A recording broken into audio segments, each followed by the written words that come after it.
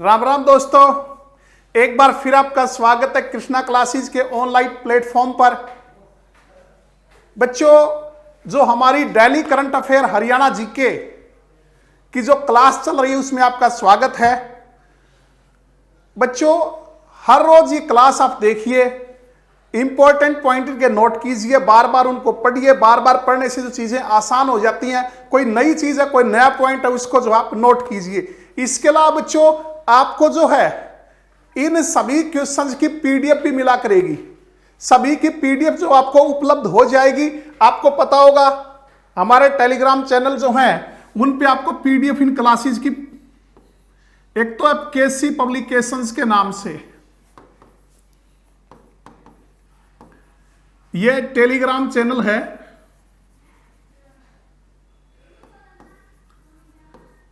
और बच्चों दूसरा है कृष्णिया क्लासेस के नाम से।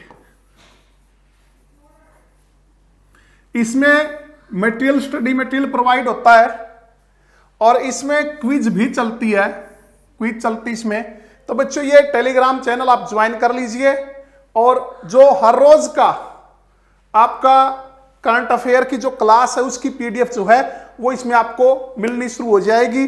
पीछे के जो लेक्चर उनकी भी कोशिश करेंगे बच्चों की आपको पीडीएफ मिल जाए। ठीक है, तो बच्चों हम क्लास शुरू करते हैं। देखिए हमारा पहला क्वेश्चन है, हरियाणा के अनुसूचित जाति के किसानों के कल्याण के लिए योजनाओं के लिए वर्ष 2020-21 के लिए कितने रुपए का प्रावधान किया गया है। बच्चों, हरियाणा के जो अनुसूचित जाति के जो किसान हैं, एससी वर्ग के जो किसान हैं, उनके कल्याण के लिए जो योजनाएं हैं उनके लिए 2020-21 में कितने रुपए का प्रावधान जो किया गया है। तो बच्चों सबसे पहले तो आप कमेंट करके ये बताइए कि हमारे अनुसूचित जाति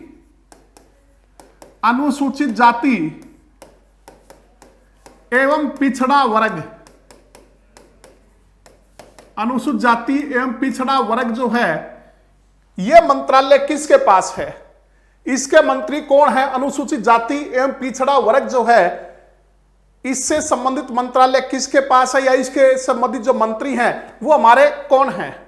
ठीक है, तो कितने रुपए का प्रावधान किया है। तो बच्चों ये किया है 193.63 करोड़ रुपए, या हम ये कह सकते हैं 193 करोड़ 63 लाख रुपए जो हैं, 193 करोड़ 63 लाख रुपए जो हैं वो इसके लिए प्रावधान है। कौन से वर्ष के लिए, 2020-21 के लिए। ठीक है, तो इसके अंतर्गत जो कौन कौन सी योजनाएं आएंगी, क्या क्या जो है, किन किन पे ये जो 193 करोड़ 63 लाख जो रुपए हैं वो किस किस पर खर्च किए जाएंगे, उसका हम डिटेल से भी पढ़ते हैं। तो मैंने आपसे पूछा था अनुसूचित जाति एवं पिछड़ा वर्ग जो मंत्री कौन है हमारे, तो बच्चों ये हैं डॉक्टर बनवारी लाल। बहुत बार पढ़ चुके हैं बच्चों, याद हो जाना चाहिए। डॉक्टर बनवारी लाल किस विधानसभा क्षेत्र से आते हैं, तो ये आते हैं बावल से, और बावल उन 17 विधानसभा क्षेत्रों में से एक है जो कि आरक्षित हैं। ठीक है, तो बच्चों पढ़ते हैं इसकी डिटेल कि ये जो 193 करोड़ 66 लाख रुपए ये कहां खर्च किए जाएंगे। राष्ट्रीय खाद्य सुरक्षा मिशन के अंतर्गत किसानों को गेहूं, दलहन की फसलें व फसल चक्र जैसे बाजरा और चना है, गेहूं और चना है, वह मोटे अनाज, गन्ना तथा कपास की फसलों में खरपतवार नाशक, कीटनाशक, बीज वितरण तथा स्प्रे पंपों पर अनुदान मतलब सब्सिडी। एक तो इनमें से इन किन चीजों में सब्सिडी दी जाएगी, चाहे वो गेहूं हो, जो दालों की फसल हो, या कोई फसल चक्र है, या मोटे अनाज है, या गन्ना या कपास की फसलों में खरपतवार नाशक, कीटनाशक है, या बीज वितरण, स्प्रे पंप जो है, इन पे सब्सिडी के तहत खर्च किया जाएगा। दूसरा, आत्मा स्कीम के अंतर्गत ट्रेनिंग, भ्रमण, प्रदर्शन इत्यादि क्रियाएं करवाना। ठीक है, in situ crop residue management scheme के अंतर्गत sub mission of agriculture mechanization scheme तथा अनुसूचित जाति के समूह हेतु कृषि यंत्रों को अनुदान पर उपलब्ध करवाने की राज्य स्तरीय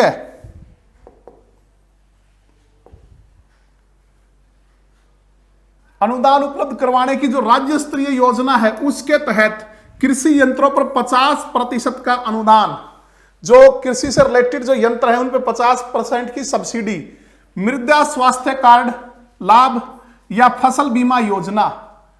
इसके अलावा बायोगैस स्कीम के तहत बच्चों 1 क्यूबिक के बायोगैस प्लांट पर 10,000 रुपए, 1 क्यूबिक जो बायोगैस प्लांट है उस पर कितने 10,000 रुपए, और 2 से 6 क्यूबिक का जो बायोगैस प्लांट है उस पर 13,000 रुपए प्रति संयंत्र अनुदान। अनुदान मतलब सब्सिडी।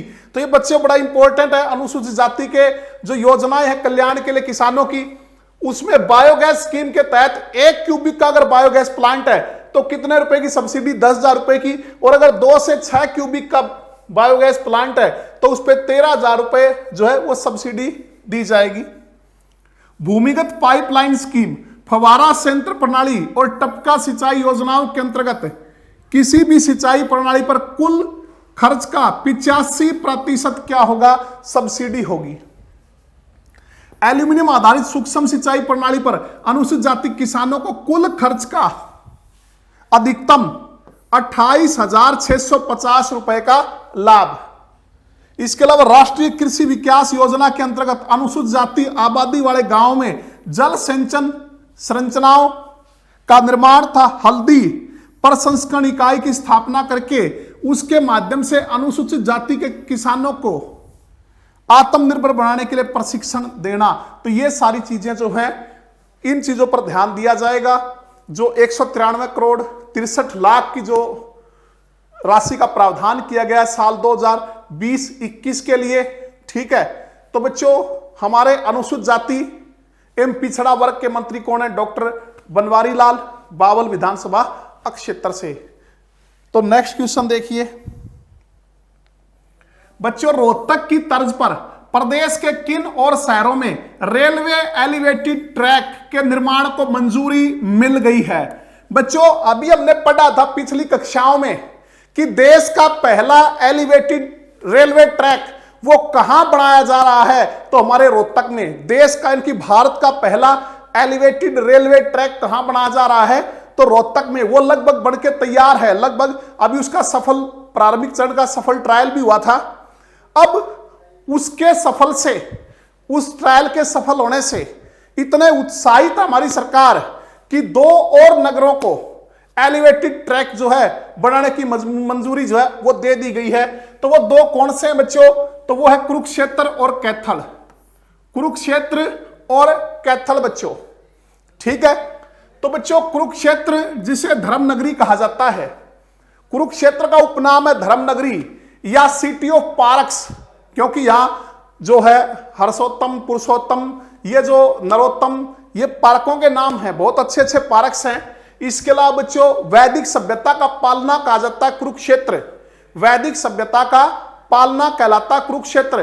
कब स्थापना हुई थी बच्चों, कमेंट करके बताइए कब स्थापना हुई थी कुरुक्षेत्र की। कैथल बच्चों, कैथल जिसे छोटी काशी कहते हैं, छोटी काशी नवग्रह कुंडों के कारण छोटी काशी कहलाती है। जो है कपि स्थल कहलाता है, कपि स्थल। कपि मतलब वानर, वानरों की आवास भूमि, हनुमान से संबंधित भी यह जगह बताई जाती है। कपिल मुनि से भी इसका संबंध जो है वो बताया जाता है। तो बच्चों कैथल कब बना था और कुरुक्षेत्र कब बना था? कुरुक्षेत्र बना था बच्चों 23 जनवरी 1973 को। मैंने क्या कहा था कि साथ साथ में भी इनके स्थापना दिवस हम याद करेंगे, और बहुत से डिस्ट्रिक्ट के स्थापना दिवस मैं बता चुका हूं पिछली कक्षाओं में, बार बार उनको रिपीट करेंगे। तो बच्चों सारी चीजें धीरे धीरे जो है आपकी हरियाणा जीके से जुड़ी हुई जो चीजें हैं वो भी इंपॉर्टेंट साथ में डिस्कस हो जाएंगी करंट जीके के। तो हर रोज जो है क्लास में बने रहिए, बहुत उत्साह के साथ क्लास देखिए बच्चों, और हर एक कोई अगर नया पॉइंट मिलता है आपको तो उनको नोट करते जाइए। साथ में मैंने पहले ही बता दिया कि ये जो क्लासेस चल रही है इनकी पीडीएफ भी हम आपको प्रोवाइड करवाएंगे। उसके लिए मैंने टेलीग्राम चैनल बताया भी था बच्चों, आगे फिर बताऊंगा दोबारा, ठीक है। तो कुरुक्षेत्र जो है 23 जनवरी 1973 को कुरुक्षेत्र की स्थापना हुई थी। और अगर हम बात करें कैथल की, तो कैथल कब बना था बच्चों? 1 नवंबर 1989 को, 1 नवंबर 1989 को कैथल की स्थापना हुई थी। तो बच्चों आपको इससे पहले भी हमने पढ़ा था 1 नवंबर 1987 को 1989 को और कौन से शहर बने थे, तो बच्चों 4 शहरों की स्थापना हुई थी, 4 जिलों की स्थापना हुई थी 1 नवंबर 1989 को। कौन कौन से थे वो? कैथल, कैथल के अलावा पानीपत, पानीपत के अलावा यमुनानगर और इसके अलावा रेवाड़ी। ये जो 4 डिस्ट्रिक्ट हैं, कैथल, पानीपत, यमुनानगर और रेवाड़ी, इन सब की स्थापना कब हुई थी? 1 नवंबर 1989। ठीक है, तो कैथल हम पढ़ चुके हैं। हिसार, हिसार हमने पहले ही पढ़ा था बच्चों। हिसार का गठन कब हुआ था? जब हमारा हरियाणा बना तो उस टाइम 7 जिले जो है गठित किए गए थे, उनमें से हमारा हिसार एक था। और सबसे बड़ा जिला भी कौन सा था उस टाइम पे? हिसार था। ठीक है, गुरुग्राम भी उसमें से एक था बच्चों। हिसार और गुरुग्राम 1 नवंबर 1966 को। अगर मैं बात करूं सोनीपत की, तो बच्चों पिछली कक्षा में मैंने बताया था सोनीपत का जो है निर्माण कब हुआ था, कब अस्तित्व में सोनीपत जिला आया था, तो कमेंट करके बताइए। तब तक हम पानीपत पे थोड़ा सा डिस्कस कर लेते हैं। पिछली कक्षा में पानीपत के बारे में पढ़ा था कि पानीपत का गठन अभी बताया 1 नवंबर 1989 को, 1989 को हुआ पानीपत बना 1 नवंबर 1989 को। करनाल में से निकाला गया था, पहले करनाल का हिस्सा था। करनाल की जो 2 तहसीलें थी, पानीपत और असंध, उनको मिला के पानीपत का गठन किया गया था। और फिर अगर हम बात करें 24 जुलाई 1991 की, 1991, 24 जुलाई 1991 में, तो इसको दोबारा जो है कहां? करनाल में मिला दिया गया था। और फिर दोबारा अस्तित्व में कब आया? उसके बाद 1 जनवरी 1992 को इसको पुनः ना दोबारा जिला बना दिया। और ये जो चीज है एचएससी भी पूछ चुकी है, किस जिले का गठन 2 बार हुआ था? किसका गठन 2 बार हुआ था? तो पानीपत का। तो हम बात कर रहे थे सोनीपत की, तो बच्चों सोनीपत कब बना था? सोनीपत बना था 22 दिसंबर 1972 को। तो सोनीपत के साथ साथ भिवानी भी उसी दिन बना था बच्चों। भिवानी भी 22 दिसंबर 1972 को और सोनीपत भी 22 दिसंबर 1972 को। ठीक है बच्चों, अब याद रहेगा कि 1 नवंबर 1989 को 4 डिस्ट्रिक्ट जो है वो बनाए गए थे, कैथल, पानीपत, यमुनानगर और रेवाड़ी। इनमें से पानीपत की कहानी कुछ अलग है कि 24 जुलाई 1991 को इसको दोबारा करनाल में मिला दिया और फिर 1 जनवरी 1992 को इसको दोबारा जो है डिस्ट्रिक्ट बना दिया गया। ठीक है, कुरुक्षेत्र 23 जनवरी 1973 को कुरुक्षेत्र जो है अस्तित्व में आया। इसके अलावा बच्चों अगर हम बात करें सोनीपत की, तो 22 दिसंबर 1972 को सोनीपत, और उसी दिन जो है साथ में भिवानी का भी गठन हुआ था। तो बच्चों ये हम पढ़ चुके हैं। शहर में निर्माणाधीन देश के पहले एलिवेटेड ट्रैक की तर्ज पर कुरुक्षेत्र और कैथल शहर में भी रेलवे पुल का निर्माण होगा। रेलवे और प्रदेश सरकार की पहल पर यह प्रोजेक्ट तैयार किया गया है। अगला क्वेश्चन देखिए, Haryana rail infrastructure development corporation limited, इसका गठन किया गया बच्चों। अभी ये एलिवेटेड जो रेलवे ट्रैक बना रहे हैं वो इसी की सहायता से बनाए जा रहे। Haryana rail infrastructure development corporation limited. कहता है इसके ऑफिस जो है वो कहां बनाया गया है, इसका कार्यालय, इसका ऑफिस जो है वो कहां खोला गया है? तो बच्चों इसका ऑफिस पंचकुला में, बिल्कुल सही है। चंडीगढ़ में, यह भी बिल्कुल सही है। और गुरुग्राम इसमें भी। तो इसके ऑफिस जो है इन सभी जगह पे बनाए गए हैं। Haryana rail infrastructure development corporation limited, ठीक है, इसकी सहायता से जो अभी हम बात कर रहे थे एलिवेटेड जो ट्रैक बनाए जा रहे हैं हरियाणा में, पहला जो लगभग बनके तैयार है रोहतक में, और उसके बाद अब कुरुक्षेत्र और कैथल में भी मंजूरी मिल गई है। इसके अलावा बच्चों अगर हम बात करें तो अब जो सभी 22 जिले हैं उनके मुख्यालय जो हैं, मुख्यालय मतलब जैसे हिसार का मुख्यालय हिसार है, भिवानी का भिवानी है, उन शहरों में अब सर्वे करवाया जाएगा। और जहां भी ज्यादा मतलब कोई भी ऐसे रेलवे लाइन है जो शहर को 2 भागों में बांटती है और उस पे जो है क्या लगते हैं, जाम लग जाते हैं रेलवे क्रॉसिंग के कारण, तो उन सभी जगह धीरे धीरे जो है एलिवेटेड जो पुल, रेलवे पुल हैं वो बनाए जाएंगे। ठीक है बच्चों, Haryana rail infrastructure development corporation की टीम प्रदेश के 22 जिला मुख्यालय और उन शहरों का भी सर्वे कर रिपोर्ट तैयार कर रहे हैं जहां पर रेलवे लाइन शहर को 2 भागों में बांटती है और यहां पर रेलवे फाटकों के चलने से आमजन को घंटों ट्रैफिक जाम से जूझना पड़ रहा है। इसमें करनाल, पानीपत, सोनीपत, सिरसा, हिसार, दादरी, गुरुग्राम और फरीदाबाद को शामिल किया गया पहले चरण में। ठीक है बच्चों, तो गुरुग्राम के बारे में बताया था बच्चों, हमने पढ़ा था 15 अगस्त 1995 को 15 अगस्त को जो है वो मैं बात कर रहा था पंचकुला की।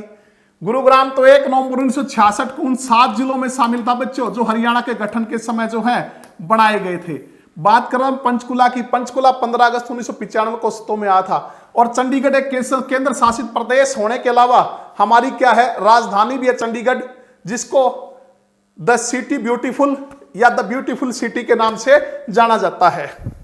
नेक्स्ट देखिए, कुरुक्षेत्र में बन रहे इस्कॉन के भव्य कृष्ण अर्जुन मंदिर। इस्कॉन का भव्य कृष्ण अर्जुन मंदिर में लगने वाले घोड़े कहां तैयार होंगे? ठीक है बच्चों, यह जो मंदिर बनाया जा रहा है 165 मीटर ऊंचा है, 200 करोड़ की लागत से मंदिर बनाया जाएगा। 200 करोड़ की लागत आएगी इस पे, 165 मीटर ऊंचा जो है। तो इसके जो प्रवेश द्वार पे 6 एकड़ में ये मंदिर जो बनाया जाएगा, तो प्रवेश द्वार पर जो है वो क्या होगा, श्री कृष्ण और अर्जुन का जो रथ है वो बनाया जाएगा। और उसके श्री कृष्ण और अर्जुन का जो रथ था जो महाभारत में प्रयोग किया था, जिसमें सारथी कौन थे, श्री कृष्ण, उसमें कितने घोड़े थे बच्चों, कितने घोड़े थे ये कमेंट करके आपको बताना है। श्री कृष्ण अर्जुन जो है जिसमें सारथी कौन थे, श्री कृष्ण थे, और अर्जुन जो एक योद्धा के रूप में थे। महाभारत के युद्ध में जो प्रयोग किया गया था रथ, उसमें कितने घोड़े जो है वो जोते हुए थे, कितने जुड़े हुए थे। तो वो जो घोड़े हैं उनकी जो प्रतिमाएं हैं वो कहां तैयार होंगी, ये क्वेश्चन है बच्चों। तो वे पहले चीन में तैयार होनी थी, चीन में, लेकिन आप जानते बच्चों कोरोना काल में या कोरोना वायरस के बाद चीन के साथ या हमारी जो बाउंड्री है उससे बड़ी तलखी जो चीन के साथ हमारी हुई है, तो बहुत सी चीजें हमने चीन के साथ जो व्यापार की वो रद्द कर दी हैं। तो उनमें से एक ये भी है। तो अब ये पहले कहां बनने थे, चीन में तैयार होने थे बच्चों मार्बल से, लेकिन अब ये चीन में नहीं तैयार होंगे, तो अब कहां होंगे, इंडोनेशिया में। कहां तैयार करवाए जाएंगे, इंडोनेशिया में तैयार करवाए जाएंगे। मार्बल के ये घोड़े बने होंगे बच्चों। मैंने आपसे पूछा था कितने घोड़े उसमें जुटे हुए थे, तो बच्चों 4 घोड़े। कितने, 4। और प्रत्येक घोड़े की जो कीमत है एक घोड़े की, वो लगभग 80 से 90 लाख रुपए होगी। एक घोड़े की कीमत 80 से 90 लाख रुपए होगी बच्चों। ठीक है, ये जो घोड़े हैं इसकी जो लंबाई है वो 41 फीट होगी और ऊंचाई 36 फीट इसकी ऊंचाई होगी। 41 फीट लंबे और 36 फीट जो हैं वो ऊंचे होंगे ये घोड़े। और प्रत्येक की जो अगर हम बात करें लागत की, कीमत की, तो 80 से 90 लाख रुपए कीमत एक घोड़े पर आएगी। कितने जुटे हुए थे, 4 घोड़े। ठीक है, तो बच्चों इससे रिलेटेड हम चीजें पढ़ लेते हैं। इस्कॉन का रथ रूपी भव्य कृष्ण अर्जुन मंदिर, गैलरी ऑफ कुरुक्षेत्र भी कह सकते हैं इसको। आप क्या कह सकते हैं, गैलरी ऑफ कुरुक्षेत्र। लागत इस पे 200 करोड़ रुपए। कितनी लागत आएगी, 200 करोड़। स्थान कहां बनेगा बच्चों, पहले यह ज्योतिसर में बनना था, लेकिन अब कहां बनेगा, पेवा कुरुक्षेत्र मार्ग पर ज्योतिसर के पास हिरमी की जगह में 6 एकड़ भूमि पर। कितने एकड़ भूमि पे होगा, 6 एकड़ भूमि पे होगा बच्चों। इसमें से जो 6 एकड़ भूमि, इसमें जो 23,000 स्क्वायर फीट में मुख्य मंदिर का ढांचा तैयार होगा। मतलब 6 एकड़ में तो पूरा परिसर होगा मंदिर का, उसमें जो मुख्य मंदिर होगा वो 23,000 स्क्वायर फीट में जो है वो तैयार होगा। इसकी ऊंचाई 165 मीटर होगी और 2020 नहीं बच्चों, 2022 के अंत तक ये जो है तैयार हो जाएगा। और इस्कॉन कुरुक्षेत्र के अध्यक्ष कौन है, तो वो है बच्चों साक्षी गोपाल महाराज। इस्कॉन जो कुरुक्षेत्र है उसके अध्ययन कौन है, इस्कॉन कुरुक्षेत्र के अध्यक्ष कौन है, तो साक्षी गोपाल महाराज। ठीक है, घोड़े कितने हैं, 4। प्रत्येक की लंबाई 41 फीट, ऊंचाई 34 फीट। ठीक है,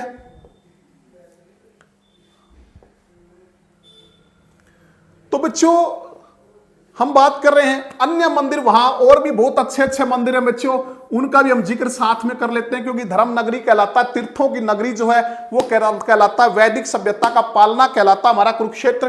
तो गीता ज्ञान मंदिर 18 मंजिला है बच्चों, सबसे ऊंचा कौन सा है? गीता ज्ञान मंदिर। यह किसकी तर्ज पे बनाया गया? पीछे चर्चाओं में था, ये तिरुपति बालाजी की तर्ज पे बनाया गया मंदिर है। कौन सा? गीता ज्ञान मंदिर। कितना ऊंचा? 18 मंजिला है, सबसे ऊंचा मंदिर है ये हमारा।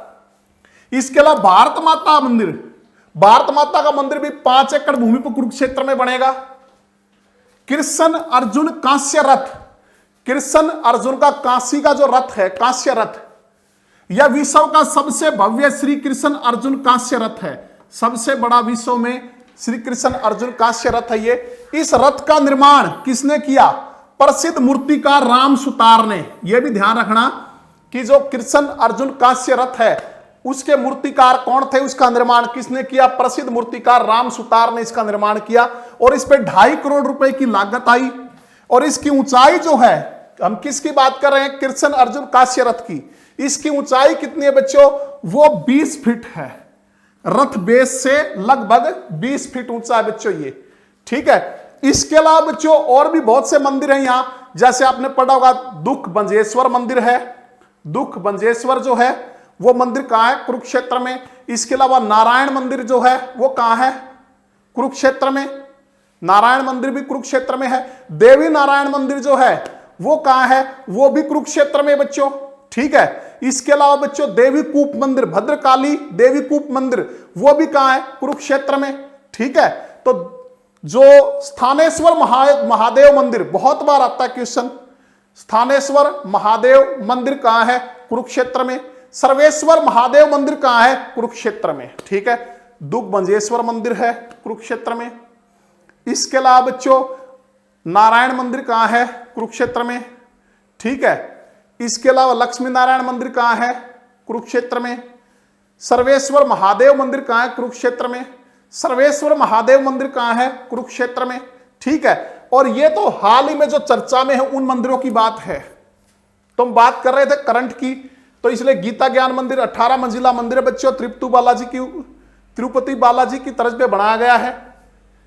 भारत माता मंदिर जो है 5 एकड़ भूमि पर बनेगा ये, कहां? कुरुक्षेत्र में।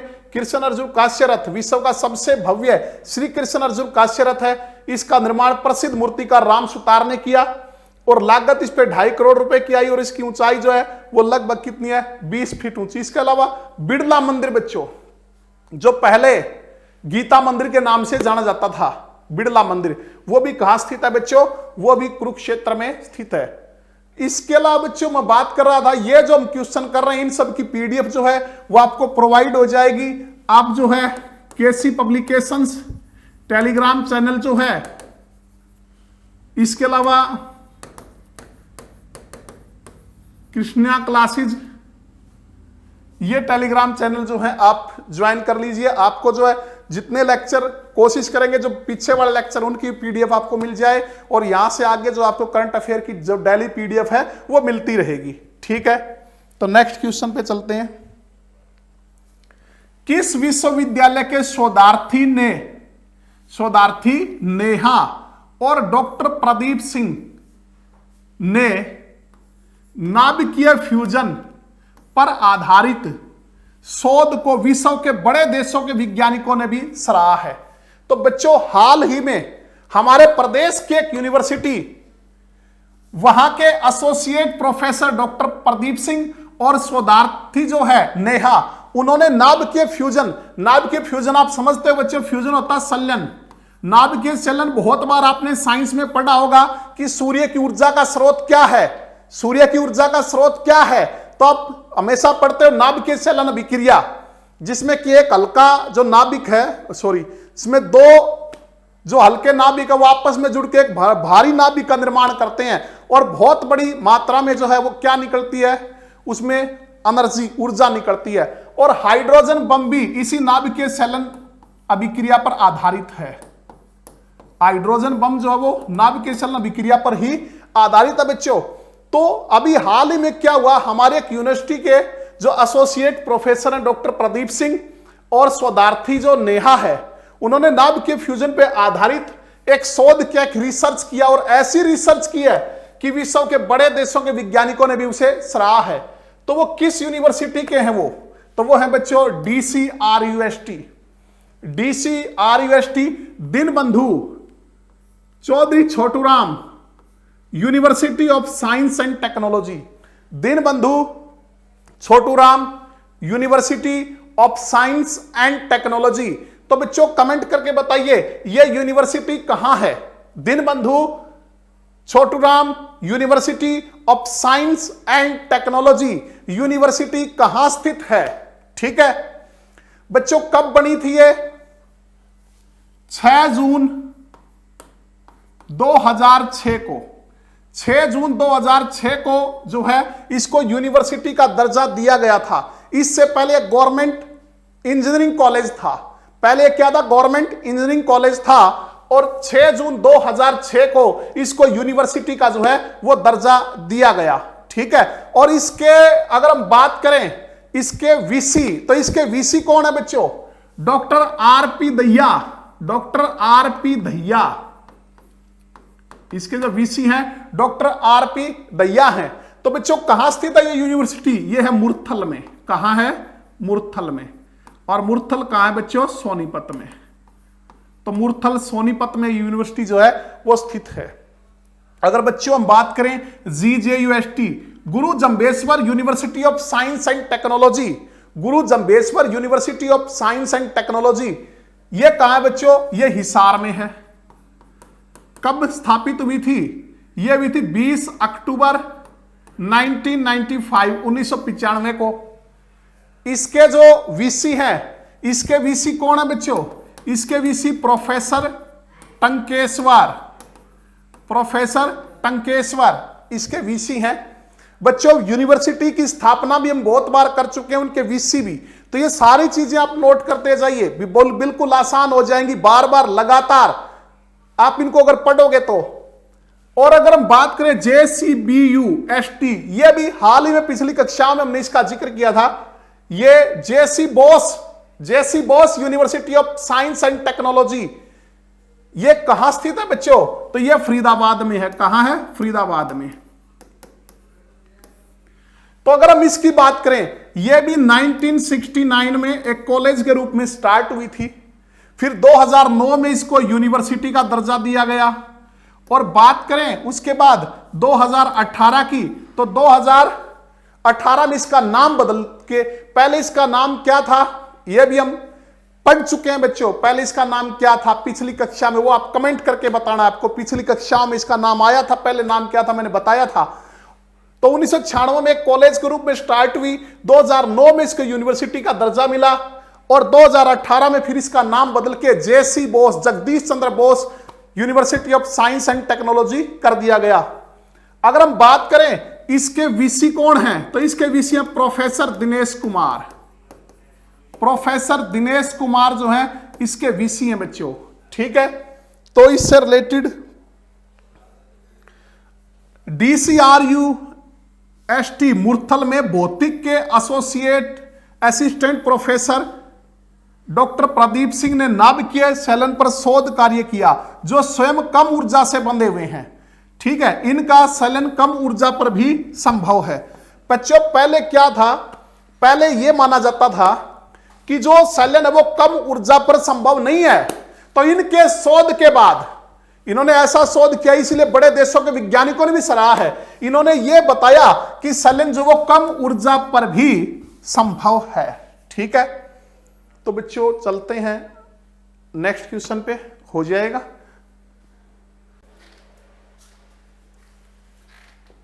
तो बच्चों अगला क्वेश्चन है, डॉक्टर श्यामा प्रसाद मुखर्जी दुर्घटना सहायता योजना के तहत दुर्घटना में मृत्यु या अपंगता होने पर कितने रुपए की आर्थिक सहायता दी जाती है? बच्चों हमारे हरियाणा सरकार ने एक योजना चलाई हुई, डॉक्टर श्यामा प्रसाद मुखर्जी दुर्घटना सहायता योजना। कहता है इसके तहत दुर्घटना में मृत्यु होने पर या अपंग होने पर कितने रुपए की आर्थिक सहायता दी जाती है बच्चों? तो यह दी जाती है 1 लाख रुपए की। कितनी दी जाती है? 1 लाख रुपए की। बच्चों इसके अंतर्गत क्या है, जो उम्र है वो 18 से 70 वर्ष होनी चाहिए। जो लाभार्थी है उसकी उम्र जो 18 वर्ष से 70 वर्ष तक होनी चाहिए। दूसरी बात, इस हरियाणा का जो है वो स्थायी निवासी हो, हरियाणा डोमिसाइल होना चाहिए। इसके अलावा अगर हम बात करें बच्चों, तो ये जो है उन लोगों पर लागू नहीं होती जो पहले से प्रधानमंत्री सुरक्षा बीमा योजना का अगर लाभ ले रहे हैं, तो उन लोगों को ये कवर नहीं करती। जो प्रधानमंत्री सुरक्षा बीमा योजना का लाभ नहीं ले रहे, उन पर ही ये जो योजना है वो लागू होती है। ठीक है, यह योजना पूरी तरह निःशुल्क है। निःशुल्क का मतलब इसके लिए कोई प्रीमियम देने की जरूरत नहीं है। जैसे कोई भी हम इंश्योरेंस करवाते हैं, बीमा करवाते हैं, तो उसके लिए हमें प्रीमियम भरना पड़ता है। तो यह पूरी तरह निःशुल्क है, किसी प्रकार के प्रीमियम का भुगतान नहीं करना होगा। आयु होनी चाहिए 18 से 70 वर्ष।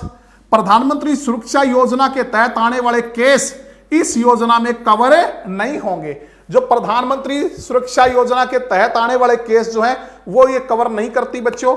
ठीक है, ये उन्हीं के लिए जो प्रधानमंत्री सुरक्षा जो योजना है उसके लाभार्थी नहीं है, उन्हीं को ये मिलेगा। और हरियाणा का जो है स्थायी निवासी होना चाहिए, मतलब हरियाणा डोमिसाइल होना चाहिए। अगला क्वेश्चन देखना, हरियाणा के किस जिले में ऐतिहासिक गुरुद्वारा की स्टील की भव्य इमारत बनाई जाएगी? भव्य इमारत बनाई जाएगी। ठीक है बच्चों, तो यह बनाई जाएगी कहां पे? कैथल में। हरियाणा के किस जिले में ऐतिहासिक गुरुद्वारा की स्टील की नई भव्य इमारत बनाई जाएगी? तो यह बनेगी बच्चों कैथल में। बच्चों, यह दुनिया का पहला गुरुद्वारा होगा जो पूर्णतः स्टील का बना होगा।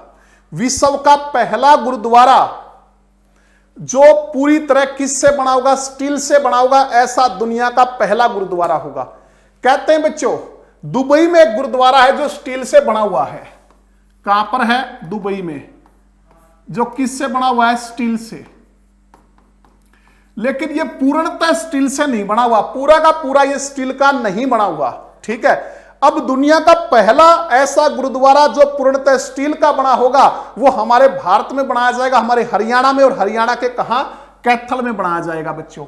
ठीक है, तो बच्चों इसके अलावा पहली बार जो हरियाणा सिख गुरुद्वारा प्रबंधन कमेटी है उसने पहली बार किसी गुरुद्वारे के निर्माण के लिए किसी निजी कंपनी को जो है वो टेंडर दिया है। इससे पहले ऐसा कभी नहीं होता था। यह जो ऐतिहासिक गुरुद्वारा है इसके लिए एक्सपर्ट और इंटरनेशनल अवार्ड से सम्मानित जालंधर के इंजीनियर ठाकुर उदयवीर सिंह इस ऐतिहासिक इमारत का निर्माण करेंगे। यह भी आपको ध्यान रखना है कि इसका निर्माण कौन करेंगे। तो ठाकुर उदयवीर सिंह जो हैं, इंजीनियर ठाकुर उदयवीर सिंह कहां से संबंध रखते हैं? जालंधर से। और ये एक्सपर्ट है इस चीज के और इंटरनेशनल अवार्ड से जो है ये सम्मानित है बच्चों। ठीक है, तो कैथल का जो गुरुद्वारा है, मंजी साहिब गुरुद्वारे की बात हो रही है बच्चों। आपको ये पता है कि कैथल को गुरुद्वारों का शहर कहते हैं। पहले भी हम पढ़ चुके हैं कि गुरुद्वारों का शहर कौन सा है? कैथल। ठीक है, गुरुद्वारों का शहर कैथल है। और सबसे अधिक गुरुद्वारे बच्चों कहां हैं? सबसे अधिक गुरुद्वारे तो ये भी हम पढ़ चुके हैं पिछली कक्षाओं में। तो सबसे अधिक गुरुद्वारे किस जिले में हैं? तो वो है अंबाला जिले में। किस जिले में? अंबाला जिले में। ठीक है, और गुरुद्वारों का शहर कौन सा कहलाता बच्चों? वो कहलाता कैथल। तो अंबाला कब बना था बच्चों? हम स्थापना दिवस साथ में कर रहे हैं। कब बना था अंबाला? तो अंबाला भी उन 7 जिलों में से एक है बच्चों जो हरियाणा के गठन के समय गठित किए गए थे। तो अंबाला इनकी 1 नवंबर 1966 को बना था। ठीक है, रोहतक भी बच्चों उनमें से एक है जो 1 नवंबर 1966 को 7 जिले बने थे। ठीक है, कुरुक्षेत्र का आज हमने पढ़ा था कि 23 जनवरी 1973 को कुरुक्षेत्र की स्थापना हुई थी। और कैथल का ही पढ़ा था बच्चों 1 नवंबर 1989 को कैथल की स्थापना हुई थी बच्चों। कैथल, इसके अलावा पानीपत, इसके अलावा यमुनानगर, इसके अलावा रेवाड़ी, ये जो 4 जिले हैं वो 1 नवंबर 1989 को इनका गठन हुआ था। ठीक है, तो बच्चों इस गुरुद्वारे, ये गुरुद्वारा जो गुरु तेग बहादुर जो हैं सिखों के जो 9वें गुरु थे गुरु तेग बहादुर, उससे संबंधित है गुरुद्वारा। कहते हैं जब वो दिल्ली शहीदी देने के लिए जा रहे थे तो उस टाइम जो है इस गुरुद्वारे में वो ठहरे थे। इसके अलावा बच्चों एक गुरुद्वारा रोहतक में भी है, मंजी साहिब गुरुद्वारा जो है लाखन माजरा में। वहां भी कहते हैं गुरु तेग बहादुर जब दिल्ली शहीदी के लिए गए थे तो उस टाइम वहां भी जो है वो ठहरे थे। इसके अलावा कुरुक्षेत्र की बात करें तो छठी पातशाही जो गुरुद्वारा है वो भी कहां है, कुरुक्षेत्र में। नौवीं पातशाही जो गुरुद्वारा वो भी कहां है बच्चों, कुरुक्षेत्र में स्थित है। ठीक है, तो ये दुनिया का पहला गुरुद्वारा होगा जो पूरी तरह स्टील से बना होगा। इससे पहले एक गुरुद्वारा है जो कि कहां है, दुबई में। वो कहते हैं स्टील से बनाओ, लेकिन वो पूरी तरह स्टील से नहीं बना। ये पूरा का पूरा जो किससे बना जाएगा, स्टील से बना जाएगा। तो अगला क्वेश्चन, हरियाणा के किस तालाब को स्वच्छता एवं सौंदर्यीकरण से संबंधित प्रोजेक्ट में शामिल किया गया है? कहते हैं हरियाणा का कौन सा जो तालाब है उसको स्वच्छता एवं सौंदर्यीकरण संबंधित प्रोजेक्ट में शामिल किया गया है। ठीक है बच्चों, तो बच्चों ये है ब्रह्म सरोवर। कौन सा है, ब्रह्म सरोवर जो है इसको स्वच्छता एवं सौंदर्यीकरण संबंधी जो प्रोजेक्ट है उसमें शामिल किया गया अभी हाल ही में। तो ब्रह्म सरोवर कहां है बच्चों, ये आप जानते हो कुरुक्षेत्र में है। कहां पर है, कुरुक्षेत्र में। और ज्योतिषर सरोवर ये भी आप जानते हो बच्चों कहां है, कुरुक्षेत्र में। ज्योतिषर सरोवर जो वही स्थान है बच्चों जहां पे भगवान श्री कृष्ण ने अर्जुन को गीता का उपदेश दिया था। भगवान श्री कृष्ण ने अर्जुन को गीता का उपदेश जहां पर दिया था वही स्थान है ज्योतिषर। ठीक है, तो बच्चों ये बताइए कमेंट करके, तो भगवान श्री कृष्ण ने अर्जुन को जो गीता का ज्ञान दिया था वो किस वृक्ष के नीचे दिया था? ये आप कमेंट करके हमें बताइए कि किस वृक्ष के नीचे भगवान श्री कृष्ण ने अर्जुन को गीता का उपदेश दिया था। ठीक है, अगर हम बात करें श्यामसर सरोवर की, श्यामसर सरोवर तो बच्चों ये दादरी में है। ये कहां है, दादरी में। श्यामसर सरोवर कहां है बच्चों, दादरी में। और रानी का तालाब अगर इसकी बात करें तो ये कहां है बच्चों, जींद में। बहुत बार जो है वो क्वेश्चन आता है एचएससी में कि भूतेश्वर मंदिर कहां है, आता है भूतेश्वर मंदिर। तो भूतेश्वर मंदिर भी यहीं पे बच्चों, इसी को जो है रानी का तालाब भी इसी को बोला जाता है और भूतेश्वर मंदिर भी जो है यहीं पे स्थित है। भूतेश्वर मंदिर, रानी का तालाब कहां है बच्चों, जींद में। और ज्योतिषर सरोवर कहां है, कुरुक्षेत्र में। ब्रह्म सरोवर कहां है बच्चों, कुरुक्षेत्र में। तो बच्चों ब्रह्म सरोवर जो है वो एशिया का सबसे बड़ा सरोवर है। एक तो ये ध्यान रखना, एशिया का सबसे बड़ा सरोवर कौन सा है, तो ब्रह्म सरोवर। एचएससी पूछ चुकी है। वो कौन सा सरोवर जो चारों ओर पक्का बना हुआ है, तो चारों ओर से पक्का भी कौन सा बना हुआ है, ब्रह्म सरोवर। ये भी एचएससी पूछ चुकी है। इसके अलावा बच्चों अगर इसकी हम लंबाई की बात करें तो ये 1000 मीटर लंबा है, 1000 मीटर। बच्चों अगर फीट की बात करें तो 3300 फीट जो है वो लंबा है। अगर इसकी चौड़ाई की बात करें तो 550 मीटर इसकी चौड़ाई है। ठीक है, अगर हम फीट में बात करें तो 1800 फीट जो है वो इसकी चौड़ाई है। अगर हम इसकी गहराई की बात करें बच्चों, गहराई की, तो ये 14 मीटर गहरा है। अगर हम फीट की बात करें तो 45 फुट जो है वो गहरा है। तो ये भी ध्यान रखना बच्चों, बड़ा इंपॉर्टेंट है क्योंकि एचएससी जो बहुत बार इससे रिलेटेड क्वेश्चन पूछती है। इसके अलावा बच्चों इसका जो जिक्र है वो किसने किया था, इसका जिक्र जो है किताब उल हिंद, किताब उल हिंद या तहकीक ए हिंद में भी इसका जिक्र मिलता है। तो यह किताब किसने लिखी थी, किताब उल हिंद या तहकीक ए हिंद जो है वो पुस्तक किसने लिखी थी बच्चों, कमेंट करके बताना।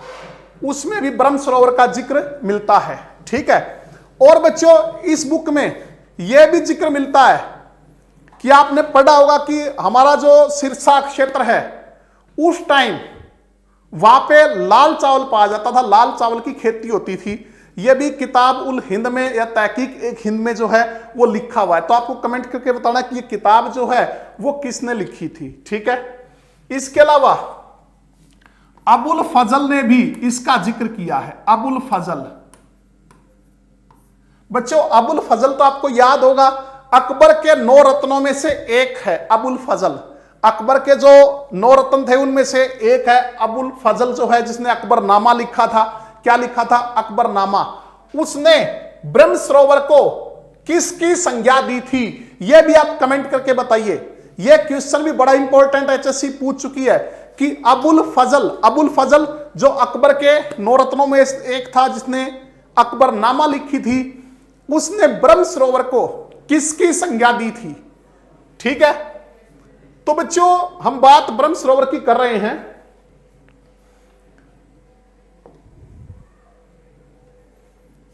केंद्र सरकार की तरफ से जल मंत्रालय द्वारा ब्रह्म सरोवर को तीसरे चरण में देश के 30 स्वच्छ आइकॉनिक पैलेस में शामिल किया गया। बच्चों यह भी ध्यान रखना, केंद्र सरकार की ओर से जल मंत्रालय द्वारा ब्रह्म सरोवर को तीसरे चरण में देश के 30 जो स्वच्छ आइकॉनिक पैलेस हैं, आइकॉनिक स्थान, उनमें शामिल किया गया है।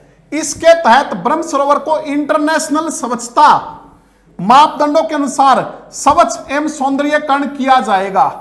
बच्चों इसका जो सौंदर्यीकरण होगा, इसको जो स्वच्छ किया जाएगा, वो इंटरनेशनल मापदंडों के अनुसार होगा। ठीक है, इसके लिए केडीबी आप जानते हो बच्चों, कुरुक्षेत्र डेवलपमेंट बोर्ड, कुरुक्षेत्र विकास बोर्ड, ठीक है, को इंडियन ऑयल कारपोरेशन का साथ मिलने जा रहा है। इंडियन ऑयल कारपोरेशन, इसके अलावा पावर ग्रिड कारपोरेशन इसके साथ हाथ मिलाया है।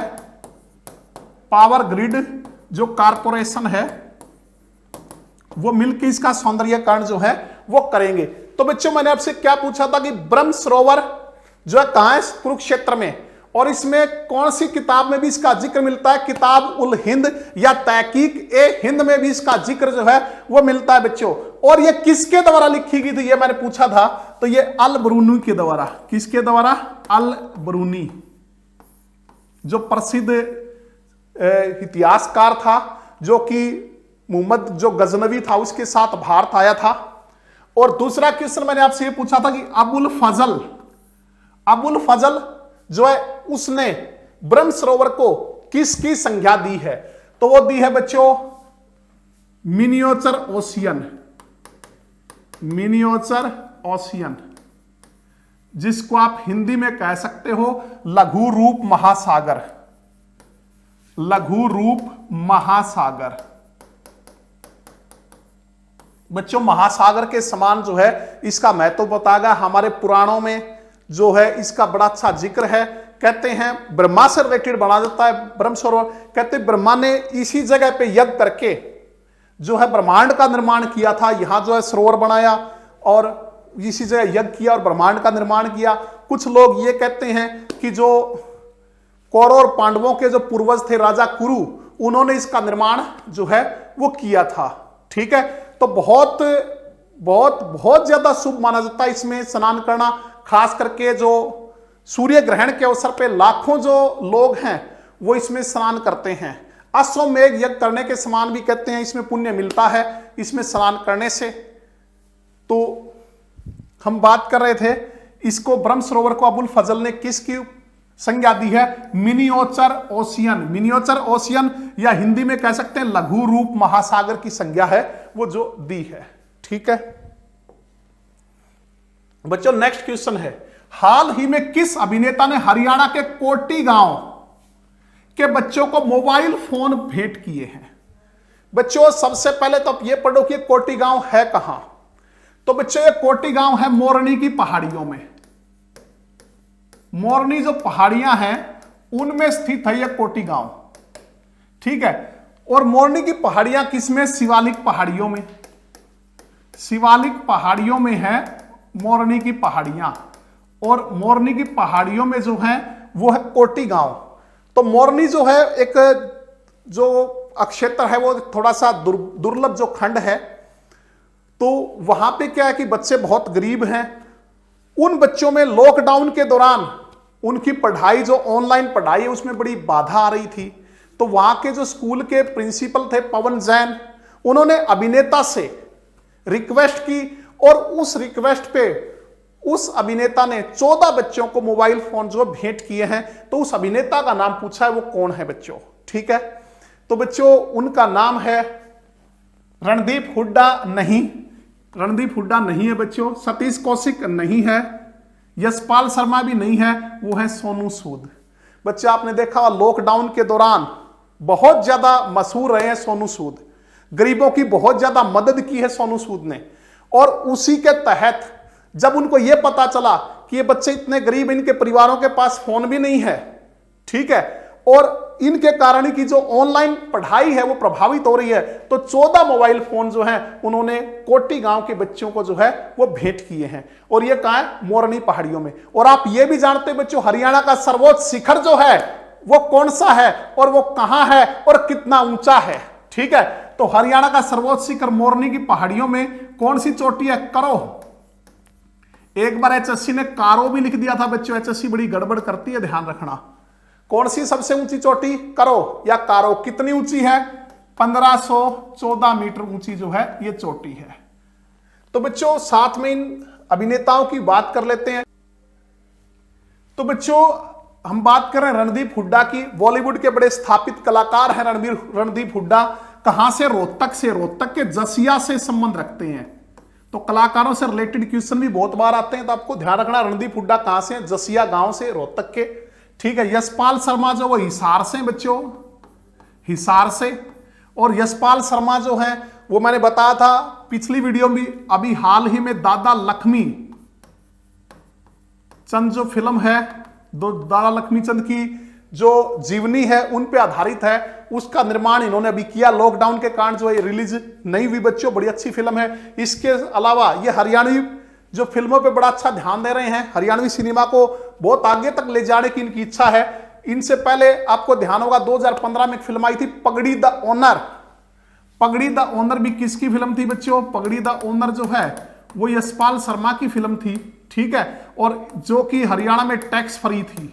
हरियाणा में क्या थी बच्चों? ये टैक्स फ्री थी। इससे पहले हरियाणा में कौन सी फिल्म और टैक्स फ्री थी वो भी आप कमेंट करके बताओगे। हरियाणा में पगड़ी द ओनर से पहले कौन सी फिल्म जो है टैक्स फ्री रह चुकी है, ठीक है। और इसको 10 लाख की वित्तीय सहायता भी हमारी सरकार ने दी थी बच्चों। अगर हम बात करें सतीश कौशिक की, यह भी बॉलीवुड में एक जाना माना नाम है बच्चों। ये हमारे महेंद्रगढ़ से, पिछली वीडियो में भी हमने जिक्र किया था, महेंद्रगढ़ से जो है ये संबंध रखते हैं। और बात करें वर्तमान में जो हरियाणा फिल्म प्रोत्साहन बोर्ड बनाया गया है, यह बच्चों जनवरी 2020 में ही बनाया है। हरियाणा फिल्म प्रोत्साहन बोर्ड जो बनाया गया है उसके निदेशक जो हैं, उसके अध्यक्ष कौन हैं? वो सतीश कौशिक है। और ये भी हरियाणवी फिल्मों को बढ़ावा दे रहे हैं। अभी इन्होंने भी जो एक फिल्म जो हरियाणवी फिल्म बनाई है, मारी छोरी छोरिया से कम है के, मारी छोरी छोरिया से कम है के, फिल्म जो है वो अभी आने वाली है ये भी। और यशपाल शर्मा की जो दादा लक्ष्मी चंद है वो आने वाली है। पिछली वीडियो में पढ़ा था कि मारी बेटी फिल्म अभी जो हरियाणवी फिल्म रिलीज हुई है, जो कि भिवानी के मान हेरू से रिलेटेड है इनके निर्देशक, उसका नाम भी आपने कमेंट करके बताना, क्योंकि पिछली वीडियो में मैं पढ़ा चुका हूं। तो बच्चों यहां बात कर रहे थे कोटी गांव के 14 बच्चों को मोबाइल फोन भेंट किए हैं। किसने? बॉलीवुड फिल्म अभिनेता सोनू सूद ने। हालांकि हरियाणा से संबंध रखते, लेकिन फिर भी क्वेश्चन इंपॉर्टेंट है।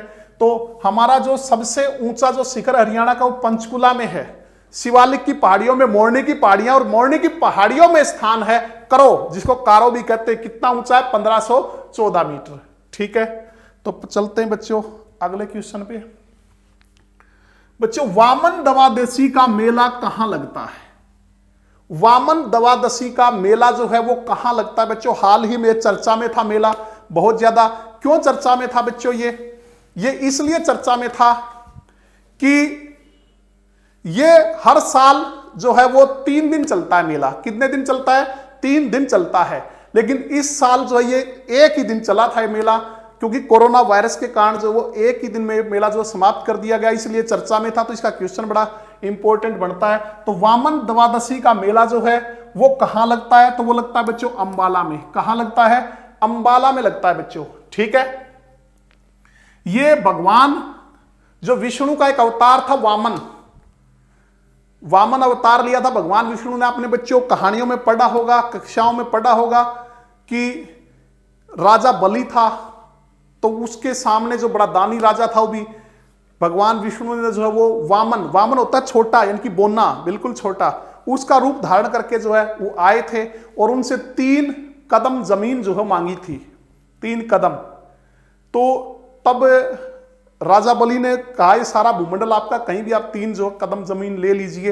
तो 1 कदम में उन्होंने, भगवान ने तब अपना विराट रूप जो धारण कर लिया, 1 कदम में पूरी पृथ्वी को माप दिया और दूसरे कदम में आकाश और पाताल में। अब तीसरा कदम के लिए जगह ही नहीं बची थी, तो राजा बलि को कहा कि तीसरा कदम कहाँ रखूं, तो राजा बलि ने कहा मेरे सिर पे रखिए तीसरा कदम। ठीक है, तो इसमें वामन अवतार जो है राजा उसका, विष्णु का वामन अवतार जो उसकी पूजा होती है द्वादशी। बच्चों द्वादशी के दिन कब लगता है मेला, यह भी ध्यान रखना, भाद्रपद मास, जिसको हम हरियाणवी में कहते हैं भादो। तो बच्चों ये भी एक दिन करवाएंगे सारे जो महीने, क्योंकि आजकल जो है इस तरह से पूछने लगे क्वेश्चन। इसकी शुक्ल पक्ष, इसकी स्पेशल वीडियो हम बनाएंगे। शुक्ल पक्ष की द्वादशी को लगता है ये मेला। कब लगता है ध्यान रखना, भादवे मास की, भाद्रपद या भादों, भादवा भी कहते हैं देसी भाषा में, कि शुक्ल पक्ष की द्वादशी, ठीक है, को लगता है ये मेला। तो ये कहां लगता है, अंबाला में लगता है बच्चों। अंबाला स्थापना दिवस 1 नवंबर 1966। इसके अलावा जींद की अगर हम बात करें, प्रसिद्ध मेला एक दो इनके साथ में पढ़ लेते हैं, हटकेश्वर का मेला, हटकेश्वर का मेला। तो जींद भी बच्चों उन 7 जिलों में से एक है जो 1 नवंबर 1966 को गठित हुए थे। अटकेश्वर का मेला कहां लगता है बच्चों, हाट गांव में। और हाट गांव के बारे में पहले ही मैंने आपको पढ़ा था, 68 तीर्थों का संगम कहलाता है ये गांव। 68 तीर्थों का संगम कौन सा गांव है, तो वो है जींद का हाट गांव। हाट गांव में कौन सा प्रसिद्ध मेला, हटकेश्वर का मेला लगता है बच्चों, क्योंकि ऋषि दधीची ने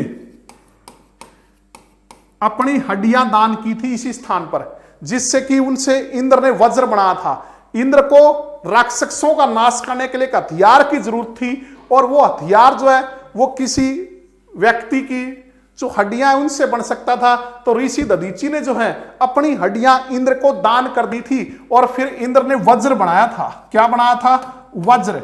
इसलिए इंद्र का पर्यायवाची वज्र पाणी, वज्र है पानी में, हाथ में जिसके। तो जब इन्होंने अपनी हड्डियां दान की, उससे पहले इसी स्थान पर 68 तीर्थों से जलधारा मंगवाकर, 68 तीर्थों से जलधारा मंगवाकर ऋषि दधीची ने यहां स्नान किया था अपनी हड्डियां दान करने से पहले। इसलिए कहते हैं इस स्थान में 68 तीर्थों की शक्ति निहित है। अक्सर 68 तीर्थों की जो शक्ति है वो इसमें समाई हुई है, इसीलिए इसको 68 तीर्थों का संगम कहते हैं। ये भी क्वेश्चन एग्जाम में आता है, 68 तीर्थों का संगम कौन सा है, तो बच्चों आपको पता होना चाहिए, हाट गांव। पंचकुला 15 अगस्त 1995 को बच्चों, पंचकुला का अस्तित्व जो है 15 अगस्त 1995 को हुआ था।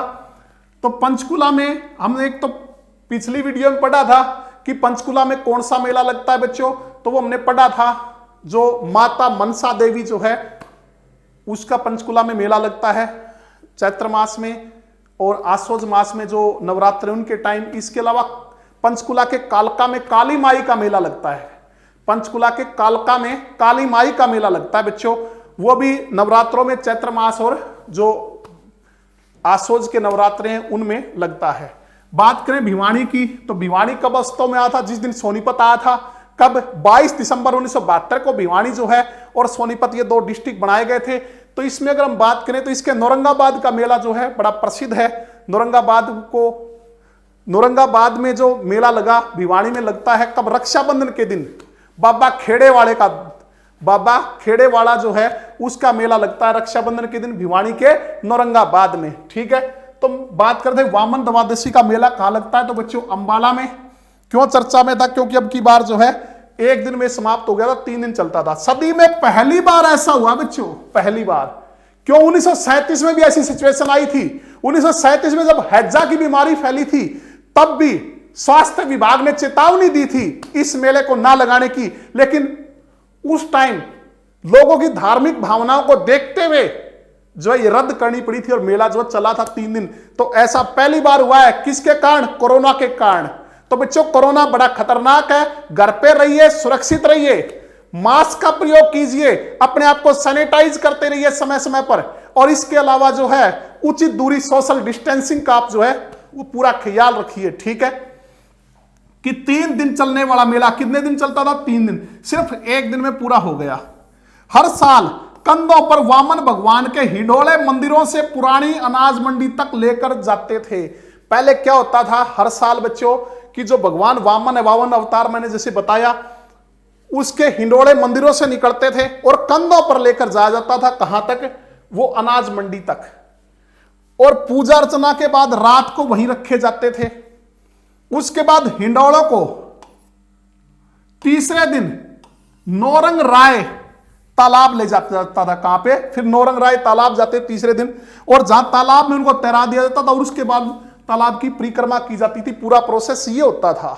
लेकिन अब की बार क्या हुआ कि वहां से हिंडोले जो चले थे वो टेम्पू में ले जाए गए अनाज मंडी तक, पहले कंधों पर जाते थे।